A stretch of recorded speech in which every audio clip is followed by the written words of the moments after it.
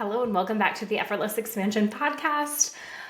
Today is part 2 of a part 1, which is law of attraction. So I recorded a part 1 for you guys a few weeks ago, and it was about my understanding of law of attraction. Prior to going into the Abraham Hicks, seeing her live, which was so incredible, by the way, and I went with 2 incredible women. Carrie, who is one of my team members, who I love, who added to my podcast, and then a friend and former client, Karen, and we had so much fun. And it was so great to be in a room with people who were excited to be there. We're excited to learn from Abraham. We're excited to ask their questions and get them answered. And it was so beautiful. And so now this podcast recording is actually going to be about law of attraction part 2. So after I went to see Abraham Hicks, I wanted to explain to you further what my understanding is of law of attraction. So without further ado, let's jump in here. But first I'm going to start by saying, if you are desiring more in your life, more connection, more peace, more joy, more fun, more travel, more sex, more wealth, I want to invite you into my world. The Unruly Mastermind is for women who are ready to do it differently, who are ready for their more, who are tired of putting themselves off, who are tired of saying maybe next week, next month, next year.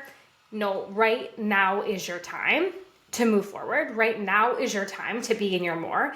And I want to invite you into it. The Unruly Mastermind is one of my favorite spaces that I offer. It's where a collective of women, we come together. We meet twice a month via Zoom for 75 minutes, and we also have a rolling Voxer, which means you get to come into Voxer at any time and drop anything in that you desire support with. And it is such an incredible space. I fill it with so much alchemy.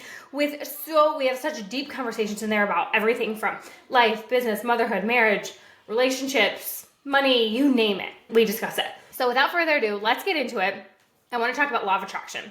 So one of the main takeaways that I had when going to see Abraham was, and actually I'm going to read you some of my notes as well that I had from that day. The law of attraction, what Abraham has to say, and of course I'm a huge Abraham Hicks fan, so I want to put you guys back to her. She has a huge podcast as well, a bunch of books. I've read a lot of them. But what shifted, and not even like, I wouldn't say it was like a big aha for me, but after I saw her, what really shifted was, she talks a lot about following the feel-good feeling. And I don't really reference that a lot in this podcast and a lot of my teachings. It will come up in my coaching. I'm like, well, what feels the best? Like, tune into your body. What feels the best? But what I really leaned into and what she kept saying and all the questions people were asking and anytime she was speaking to us was like, well, does it feel good? Follow the feel-good feeling. What you're meant to do here is actually to feel really freaking good.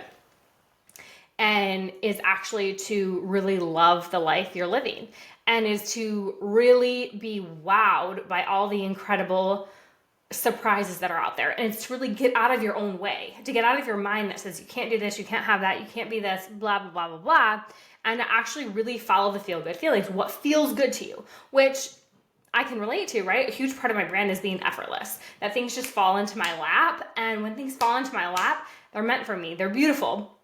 I don't have to work really hard. I don't have to hustle. I don't have to prove. I don't have to do anything, right? It just falls into my lap, and that's so beautiful. And that is so pivotal, and something that we don't speak a lot about is following the feel-good feelings. So for example, when we talk about intuition a lot, how many times as women in particular have we made a decision, gone somewhere, done something, and said yes to something when really our intuition was like, no, don't do it. Don't date that guy. Don't go on that date. Don't say yes to that PTA board.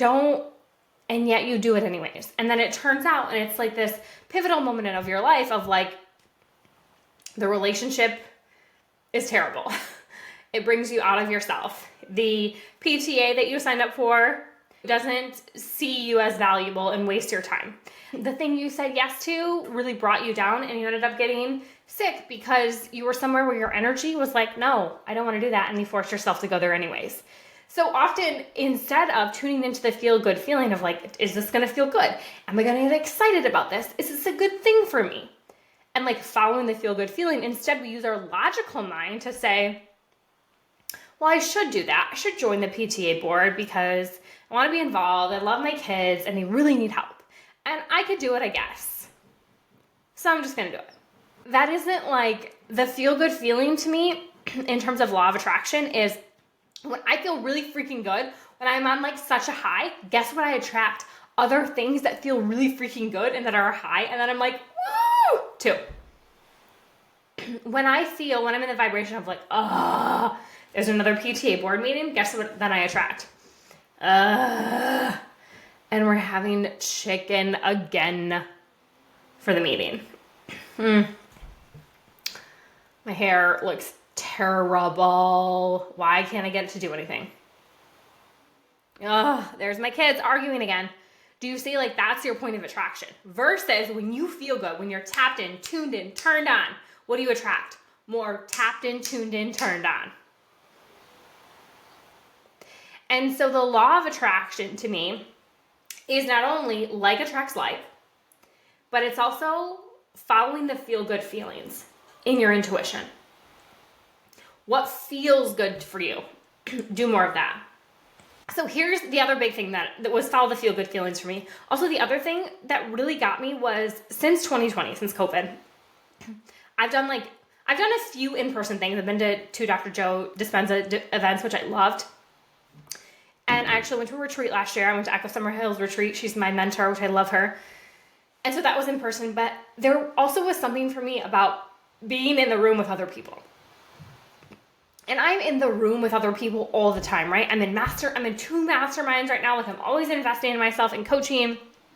I have a health and fitness coach. I'm in the room with the people who are doing the things.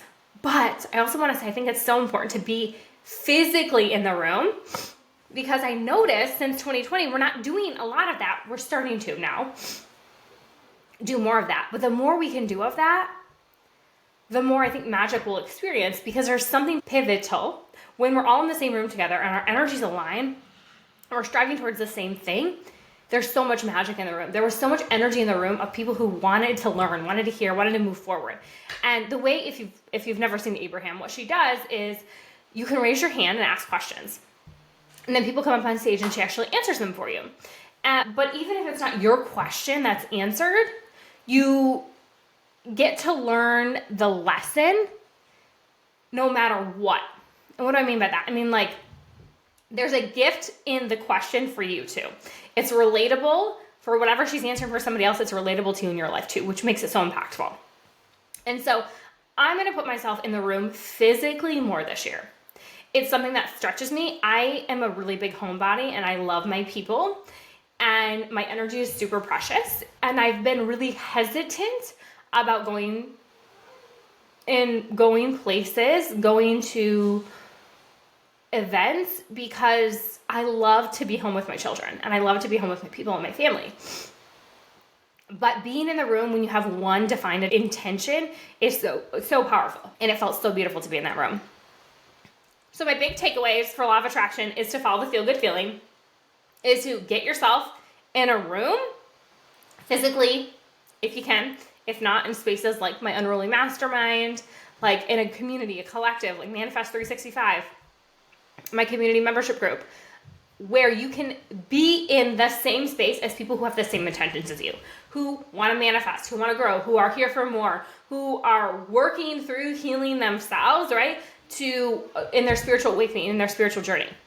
Get yourself in the room for things like that. And the law of attraction, you guys, is not that complicated. We complicate it as humans. Oh, it can't simply be that easy. And also, like, what doesn't feel good is okay to feel too. It just means feel those feelings, let them pass, then come back to the feel good feelings. Law of attraction is here to support us and for us to manifest anything and everything we want. When we get in the way logically of like, we can't do this, we can't do that, blah, blah, blah, blah, blah, blah, blah, then that's when it gets complicated. Instead of following the feel-good feelings, thinking about what we want, right? This is my manifestation process. Getting clear on what you want. Thinking about what you want. Clearing what's coming up for you. Let's add this one. Following the feel-good feelings, realigning to it, and then celebrating like it's already happened, because it already has happened. The universe wants to bring you anything and everything you want. Just get the heck out of your own way. Follow the feel-good feelings and be willing and ready to take the action towards it and be ready to receive it. I promise you it's going to knock your freaking socks off. I love you. I'll see you in the next episode.